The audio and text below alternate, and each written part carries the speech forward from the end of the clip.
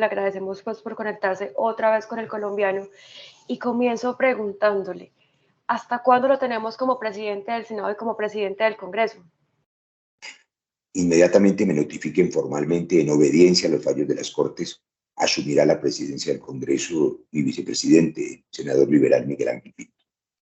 ¿Qué va a alcanzar a hacer en este tiempo? Porque estamos hablando de reforma laboral, reforma a la salud. Ya tenemos PND. Cumplir con el deber.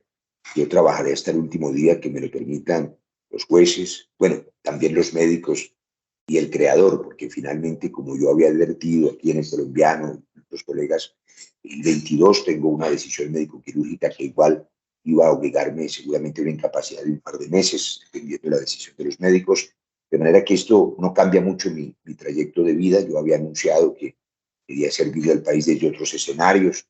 Hay un partido que espera, que es la Fuerza de la Paz, no está frente de él, y hay, por supuesto, otros escenarios desde los cuales seguir haciendo estos llamados a la unidad nacional, porque Colombia merece estar en paz, merece la reforma, merece un país más justo, sin polarizaciones, sino con soluciones.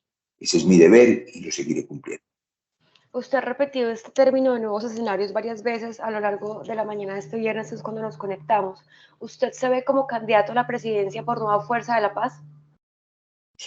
Pues son muy generosas esas predicciones, pero faltan más de 3 años del gobierno del presidente Petro y creo que los desempleados, las madres cabezas de hogar, los campesinos, los que necesitan hasta ahora son soluciones inmediatas. No necesitan, digamos, ni especulaciones, ni necesitan anuncios, ni likes, sino que cuando aprobamos las leyes, como hemos cumplido esta mañana con el deber, los gobiernos las ejecuten, las vuelvan soluciones reales. Y creo que hay que aplicarse a construir esas soluciones primero, porque el futuro aún está muy lejano. Lo que sí pueden saber las familias colombianas es que la vida tiene que tener propósito para que valga la pena luchar por ella. Yo, una vez recibí este diagnóstico, les he compartido a las familias colombianas que tienen un familiar con una enfermedad seria, que tienen que definir a qué le dedican el resto de su vida. Yo se lo dedico a Colombia porque eso me apasiona y por supuesto seguiré en esa tarea. Colombia sí tiene futuro y Colombia es capaz de unirse y de salir adelante, y es nuestro deber seguirlo haciendo desde el escenario donde pueda hacerlo. La decisión del Consejo de Estado, de cierta forma, le da una libertad para que usted decida qué hacer. ¿En ese qué hacer usted sigue siendo un político que está con el gobierno o es probable que tome una postura más crítica, más, no de oposición, sino de independencia al gobierno Petro? Yo soy responsable en gran medida de la elección del presidente Gustavo Petro, porque hace 2 años lo acompañé en esa elección y esa responsabilidad me obliga a estar allí, al pie del mandato popular, sacando las reformas, pero también, como dije, en la posesión del presidente Petro, construyendo soluciones para los 50 millones de colombianos y no para un sector. Un presidente de la República, un presidente del Congreso, tiene que gobernar o legislar para todos los colombianos, no solo para los que votaron por nosotros, sino para los que no lo hicieron, respetando sus ideas y sabiendo que las soluciones que se planteen tienen que servirle a toda Colombia y no solamente a un sector determinado.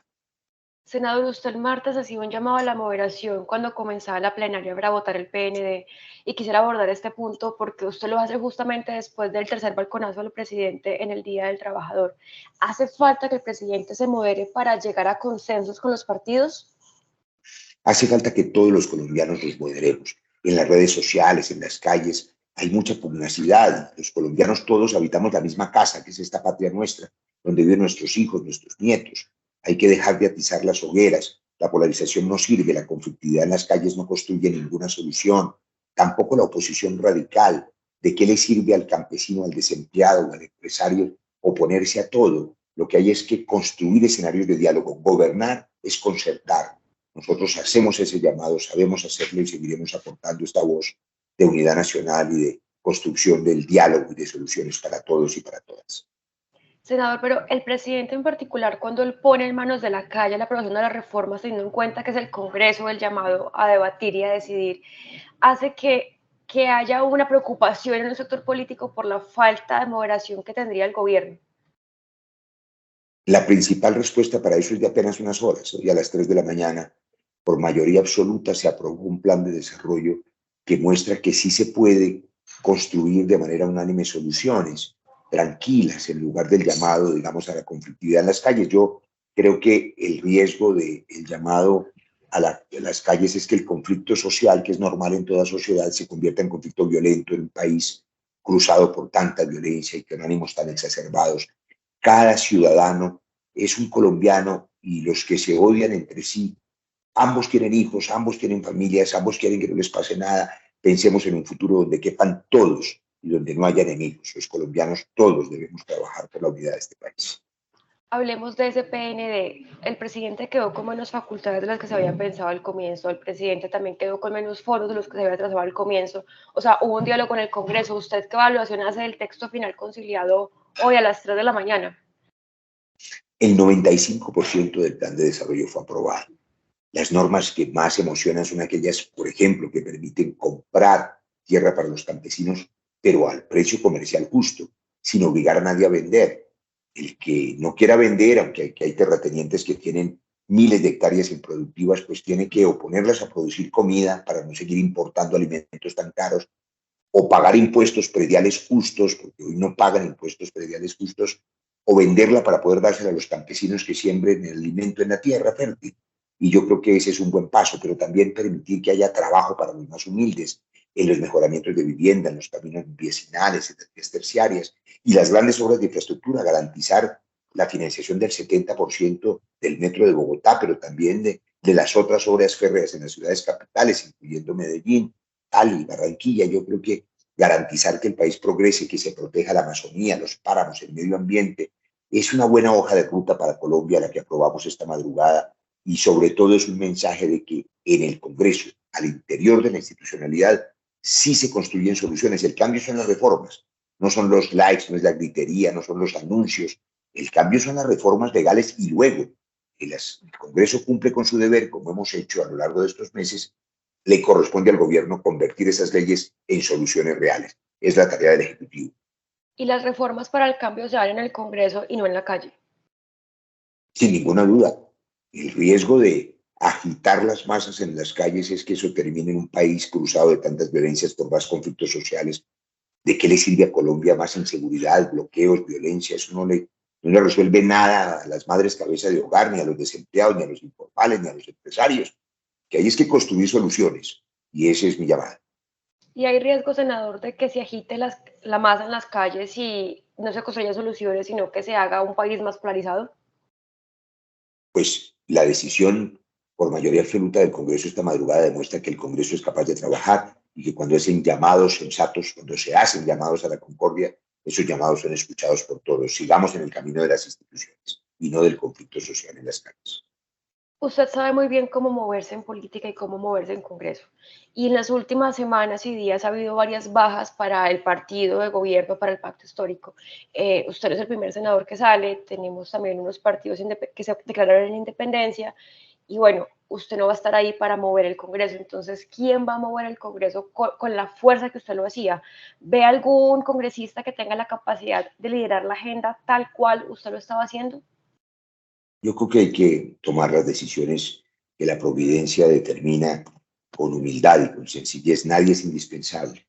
Y por supuesto hay mucha gente capaz de servirle al país y desde donde estemos ayudaremos a quien asuma esa tarea para poder impulsar soluciones para Colombia. Claro que el Congreso seguirá funcionando, las personas pasan, las instituciones quedan. Mientras tengamos un minuto de vida, se la dedicaremos a esta casa común que es Colombia, que me emociona hacerlo. Reitero mi testimonio. La vida tiene que tener propósito para que valga la pena luchar por ella. Yo lucho por mi vida y esa batalla, ese baile con la muerte, como lo titulé en un libro reciente, implica vivir apasionadamente con una causa.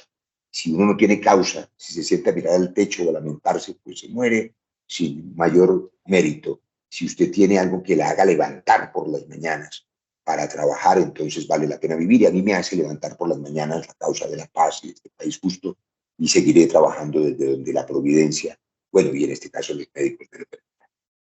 El vicepresidente del Senado, futuro presidente del Congreso, es un liberal y los liberales en este momento no están bien con el gobierno Petro. ¿Esto va a afectar la agenda? Yo espero que no, porque fíjese que el mejor testimonio es el de esta mañana. Con el voto de todo el Partido Liberal, que es el del senador Pinto, se aprobó el plan de desarrollo para Colombia. Sí se puede unir al país. ¿Qué reformas van a salir este año, este semestre? Usted hacía unas cuentas el fin de semana y básicamente hay 8 semanas para sacar adelante las reformas, sobre todo laboral y la salud. Si va a alcanzar, ¿usted cómo las va a dejar en el Congreso? Creo que simultáneamente la Comisión Primera puede avanzar en la aprobación de una ley de sometimiento a la justicia que le dé garantías de seguridad a los colombianos, una masiva de narcos, en una especie de impunidad absoluta, sino que garantice que se desarticulen esas organizaciones para que valga la pena ofrecerles beneficios. En la Cámara, al fin podrá destrabarse, espero, la reforma a la salud. En las calles y en los foros agitados no se construye nada. Después de 3 meses de discusiones álgidas sobre la reforma a la salud que no llevaban a consensos, pues sirva de ejemplo que en estos 2 días de manera tranquila en el Congreso aprobamos el giro directo a las clínicas y hospitales, que son los que prestan el servicio. Y yo espero entonces que lo que sigue esta semana es que se destrabe la reforma a la salud para mejorar el sistema sin quitarle a los colombianos la seguridad y la protección social que hoy tienen. Para que se destrabara tenía que salir corcho del Ministerio de Salud. Para que se destrabara tenía que llegar una persona que tuviera más intención del diálogo. Y yo creo que el ministro de Salud, nuevo mi colega Guillermo Alfonso Jaramillo, tiene la experiencia para dialogar y construir soluciones. Hablemos también de los ministros. ¿Usted cómo ve a Velasco como ministro del Interior, teniendo en cuenta lo difícil que va a estar ese debate en el Congreso de todas las reformas? Bueno, tiene toda la experiencia, ha sido mi compañero, es un hombre de talante liberal y seguramente va a saber conducir el Congreso hacia las reformas sensatas, fiscalmente viables, razonables, como hicimos en la madrugada de hoy, concertadas, oyendo las voces de todos los colombianos y sin que se gobierne ni se legisle solo para un sector de la ciudadanía, sino para todos los colombianos. Usted decía, senador, que va a presentar una tutela con su equipo de abogados para que se aborde este tema de la decisión del Consejo de Estado. La pregunta es que usted estaba en una lista cerrada, no en una lista en la que había voto preferente. Siendo así, ¿este mecanismo sí puede ayudarlo a volver al Congreso? Bueno, yo soy médico, como se sabe, no soy abogado y estas disquisiciones jurídicas se las dejo a los abogados. A mí me parece un poco insólito el fallo, lo respeto, pero para comprensión de los lectores internautas del colombiano, para tener doble militancia, pues hay que militar en 2 partidos a tiempo. Cuando a uno lo expulsan de un partido, pues ya no milita en él, como es obvio, y en ninguno, porque solo un año después yo participé de la lista del pacto histórico. De suerte que a mí me parece un poco extraño que se haya argumentado la doble militancia, porque además, como usted bien señala, en ese periodo yo fui elegido por cerca de 120.000 colombianos.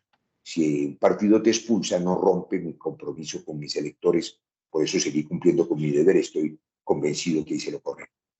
Senador, última pregunta. ¿Usted puede ser ministro del gobierno Petro a partir de esta decisión?